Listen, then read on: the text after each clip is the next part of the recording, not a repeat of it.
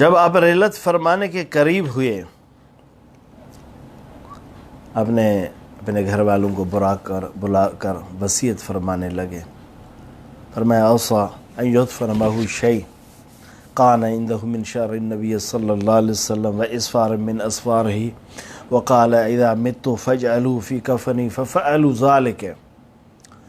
امام نووی جیسے بڑی شخصیت تہذیب الاسماء واللغات میں فرماتے ہیں، صفحہ نمبر جز ثانی صفحہ نمبر 24 پہ فرماتے ہیں کہ آخری وقت میں انہوں نے وصیت فرمایا کہ میرے پاس حضور کے بال مبارک ہیں اور میرے حضور کے محمد کریم صلی اللہ علیہ وسلم کے ناخن مبارک ہیں، آپ ان کو میرے کفن کے اندر ان کو ڈال دینا. پھر اسی طرح کیا گیا.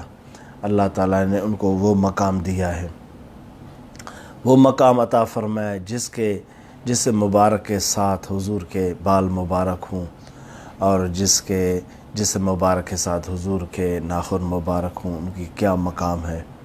حضرت علی رضی اللہ تعالیٰ کا فرمان مبارک ہے، جس شخص نے حضور کے بال مبارک کی بے ادبی کی تو اس پر جنت حرام ہے.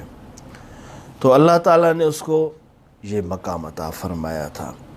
امام ابی نعیم اصبہانی رحمۃ اللہ علیہ بڑے بزرگ ہیں. الموفیٰ 430 ہجری اپنے کتاب حلیۃ الاولیاء میں جلد نمبر 4 صفحہ نمبر 358 پہ لکھتے ہیں، فرماتے ہیں ان یوسف بن ماہک قال بینا نحن نسوی التراب على قبر عمر بن عبدالعزیز سقط علینا رق من السماء فیہ کتاب بسم اللہ الرحمن امان من اللہ لعمر بن عبدالعزیز من النار.